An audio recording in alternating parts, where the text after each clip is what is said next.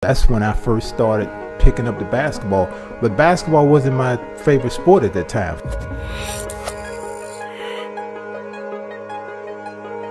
Bob McAdoo was called selfish. Critics said he couldn't lead a team to victory. They claimed he was the problem everywhere he went. But here's the truth.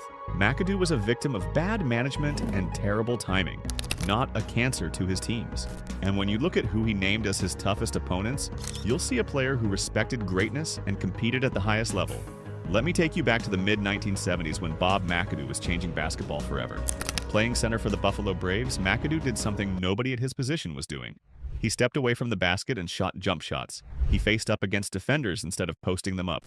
Today, we call this the stretch big man. Back then, they called it weird, but weird worked incredibly well. In the 1973-74 season, McAdoo averaged over 30 points per game and led the entire NBA in field goal percentage. Think about that for a second. He was taking more shots than almost anyone in the league and making them at the highest rate. Only Wilt Chamberlain had ever done this before. McAdoo also grabbed 15 rebounds per game and blocked over 3 shots per game. He was dominating on both ends of the floor. The next season, McAdoo became unstoppable. At just 23 years old, he won the MVP award as a center, making him the youngest center ever to win that trophy. He averaged 34.5 points, 14 rebounds, and 2 blocks per game. He shot over 50% from the field and 80% from the free throw line. These numbers put him in rare company with the greatest players ever. McAdoo won 3 straight scoring titles from 1974 to 1976. He wasn't just a one-year wonder. He was the most dangerous offensive weapon in basketball for 3 consecutive years. His style was revolutionary. He could pull bigger, slower centers away from the basket where his quickness gave him an advantage. Against smaller defenders, he could shoot right over them.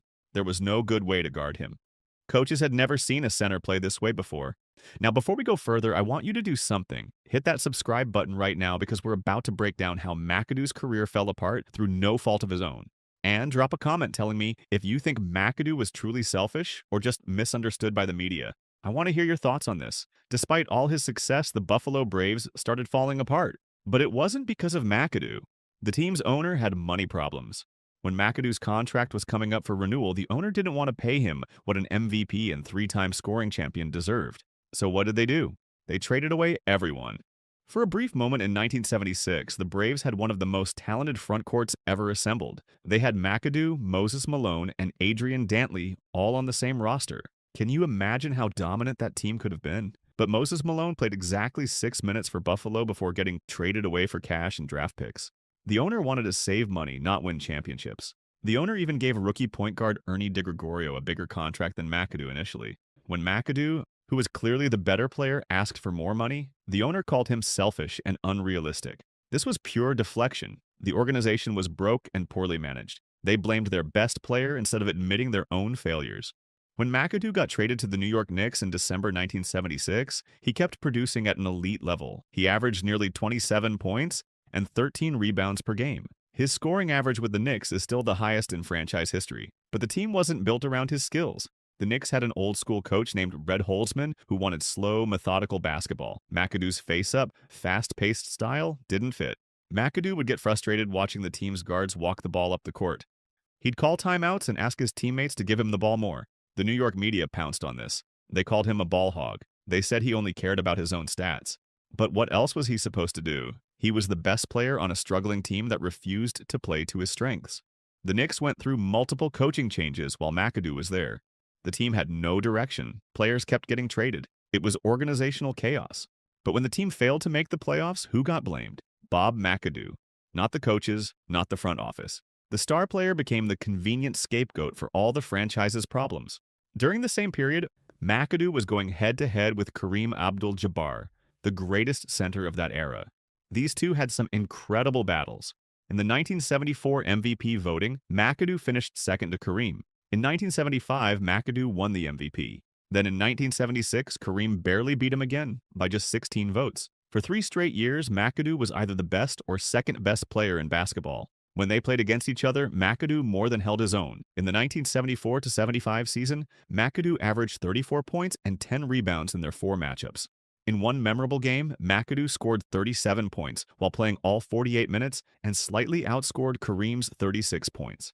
These weren't blowouts where one guy dominated. These were competitive duels between 2 superstars.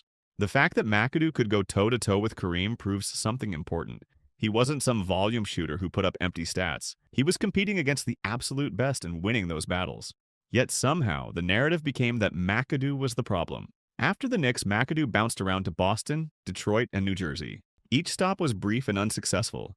People said he wore out his welcome everywhere, but if you look closely, every team he played for during this stretch had serious problems. Boston's front office was angry they even acquired him. Detroit and New Jersey were terrible franchises at the time. McAdoo was trying to carry broken organizations. But here's where the story gets really interesting. In 1981, McAdoo joined the Los Angeles Lakers. Remember Kareem Abdul-Jabbar, his old rival? Now they were teammates. The Lakers already had Kareem and Magic Johnson. They didn't need McAdoo to be the star. They needed him to come off the bench and provide scoring when the starters rested. This is where McAdoo proved everyone wrong. A former MVP willingly accepted a backup role. He didn't complain. He didn't demand more playing time. He did exactly what the team needed. And you know what? The Lakers won 2 championships in 1982 and 1985. Head coach Pat Riley later said the Lakers would not have won those titles without McAdoo's contributions. Think about that. The guy everyone called selfish gave up being a starter to help his team win. The guy who supposedly couldn't win anything won 2 rings as a role player. Everything the critics said about him was proven false. McAdoo then went to Italy and dominated European basketball for 7 more years. He averaged 27 points per game overseas and won 2 EuroLeague championships. At an age when most players are retired, McAdoo was still a star on another continent. He's one of the very few players in history to win both NBA and EuroLeague titles. After his playing career ended, McAdoo became an assistant coach with the Miami Heat. He worked under his old Lakers coach, Pat Riley. McAdoo spent 19 years with the Heat organization and won 3 more championships as a coach in 2006, 2012, and 2013. That gives him 5 total NBA championship rings, 2 as a player and 3 as a coach. So let's add this all up. McAdoo won an MVP award, he won 3 scoring titles, he made 5 All-Star teams. He won 2 championships as a player and 3 as a coach. He won 2 EuroLeague titles. He pioneered the stretch big man position that every modern team now uses. His career achievements are undeniable. Yet in 1996, when the NBA selected its 50 greatest players of all time, McAdoo was left off the list. He's the only MVP winner in league history who wasn't included. This snub tells you everything about how unfairly his career was judged. The voters held his team instability against him, even though it was caused by organizational failures, not his own performance. Now let me tell you about the toughest opponent McAdoo ever faced. You might think he'd say Kareem Abdul-Jabbar, but McAdoo named Bobby Jones, a 6'9" forward known for his incredible defense. McAdoo and Jones went back to high school in North Carolina, where they competed against each other in multiple sports. McAdoo even beat Jones in a high jump competition, but on the basketball court, Jones gave McAdoo more problems than anyone. Jones had the perfect combination of size, speed, and defensive intelligence to guard McAdoo's unique game. Most big men were too slow to keep up when McAdoo faced up and shot jumpers. Most smaller players couldn't contest his shots, but Jones could do both. McAdoo respected Jones's defensive ability more than anyone else's. However, McAdoo also made sure to point out that even against Jones, he was still scoring 30 or 35 points per game. Nobody could stop him completely, but Jones made him work harder than anyone else to get those points. Jones understood angles and positioning better than any defender McAdoo faced. The fact that McAdoo spoke so highly of a defensive specialist shows you what kind of competitor he was. He appreciated great defense. He recognized Jones's skill. This doesn't sound like a selfish player who only cared about his own stats. This sounds like someone who respected the game and the people who played it at the highest level.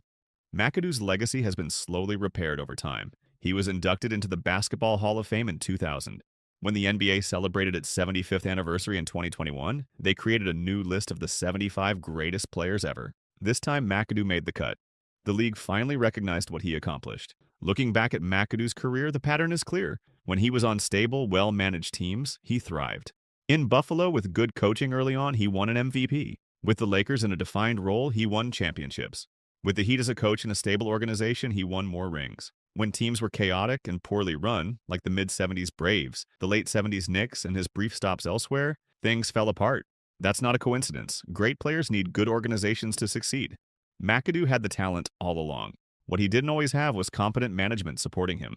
His ability to adapt his game shows remarkable basketball intelligence. Few players could transition from being a 34-point-per-game scorer to an effective bench player who accepted limited minutes for the team's benefit. Before we wrap up, make sure you're subscribed to this channel and hit that notification bell. We're covering more underappreciated legends who deserve better recognition. Leave a comment about which misunderstood player we should cover next. Bob McAdoo's story is about more than basketball. It's about how narratives get created and how hard they are to change. Once the media decided he was selfish, that label stuck for decades, even though the evidence never really supported it. He was ahead of his time as a player and organizations didn't know how to use him properly. But he adapted, won championships in multiple roles, and influenced how the game is played today. That's not the career of a selfish player. That's the career of a pioneer who deserves to be remembered as one of the greats.